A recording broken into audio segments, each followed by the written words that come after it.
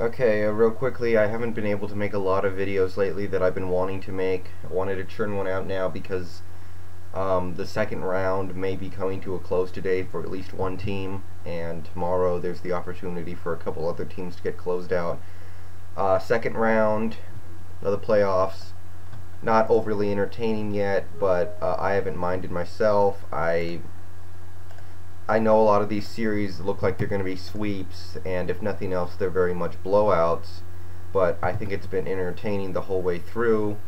Breaking it down real quick, Lakers Jazz. I had Lakers in 7 going in, and it's looking like it's going to be over a lot sooner than that. Right now, I think it's going to be a sweep because I think it's going to be tough for the Jazz to get up after what happened in Game 3. Games 1 and 2 proceeded like I thought they would. Lakers jump out to a big lead. The Jazz make a push at the end, but the Lakers prevail. It's just tradition for those two teams to do that. And there's just not much Utah can do. They don't have the size to match up with the bigs of the Lakers. They don't have anybody who can they can really throw at Kobe until Kirilenko's 100%, and he's probably not going to be for a little while.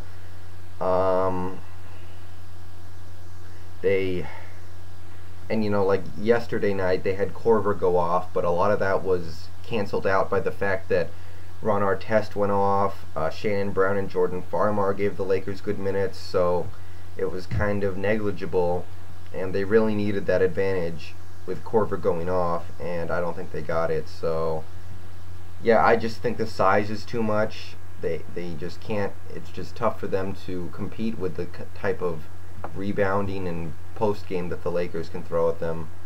And I had Lakers in 7. Right now, I actually think it's going to be a sweep. What else? The Suns Spurs. I had Suns in 5. I don't care if you don't believe me or not. And right now, I actually think that's what's going to happen. I think the Spurs are going to win tonight. But this is crazy. I mean, the way Steve Nash is ripping the heart out of the Spurs, it kind of reminds me of what Jason Kidd as a net did to the Celtics one of the years they went to the finals in the Eastern Conference Championship, where they didn't have to get the sweep. Sorry about that, by the way. I had to step out for a second. But, they didn't have to get the sweep. They didn't have to win every game, but they did because they could. They didn't want to give anything away. They actually ended up, I think, sweeping the Celtics that one year.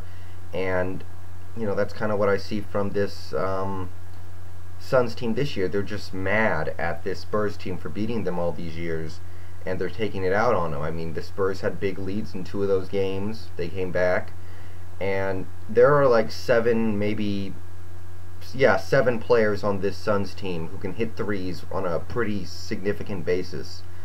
A significant number of threes, a dependable number of threes, and all you need is a couple of those guys to show up, and if they hit some threes, they're going to be producing pretty well for your team. Like Dragic last night, it was absolutely crazy. Probably the highlight of the playoffs so far, him going off like that. It wasn't necessarily all with threes, but he hit a couple, and that helped, and he got to the bucket. He got and ones. He got a lot of awesome stuff like that. And they just go deep with the players who can take over a game like that. Jared Dudley, Channing Frye, Amundsen, Luis Amundsen, and then you have the starters, obviously. You have, again, I'm sorry, this morning's been kind of hectic, but I wanted to get something out there. But yeah, they just go too deep with players who can contribute significantly for them. And the Spurs, they really only have like 4 of those guys. And like last night when George Hill didn't show up, Richard Jefferson gave them nothing. They really only got like 3 guys they can really depend on to produce, and it wasn't enough because the Suns just run too deep. And right now, I think it's going to be Suns in 5, which is what I predicted. And I do think the Spurs will win tonight. Too much pride, but it's going to be over, I guess, Tuesday. Moving to the East real quick. Cavs Celtics. I had Cavs in 5. Right now, I actually think that's what's going to happen. I think the Cavs are going to win tonight and win Tuesday. Or not tonight, today. I'm looking at that Game 2 thing, and yes, the Celtics played awesome. The Cavs played pretty awful until near the end there when it was pretty much too late.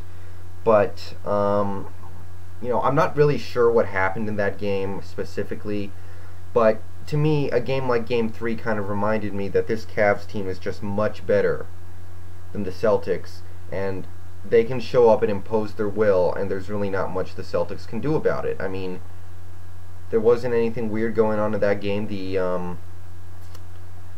The Cavs just came out and did whatever they wanted for the most part. And yes, LeBron's shot was falling, and sometimes it doesn't fall. The other players were hitting their threes. That doesn't always happen.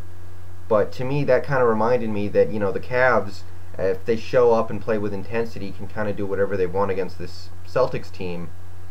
And obviously LeBron's elbow is fine. There's really nothing wrong there. So yeah, I just think it's going to be I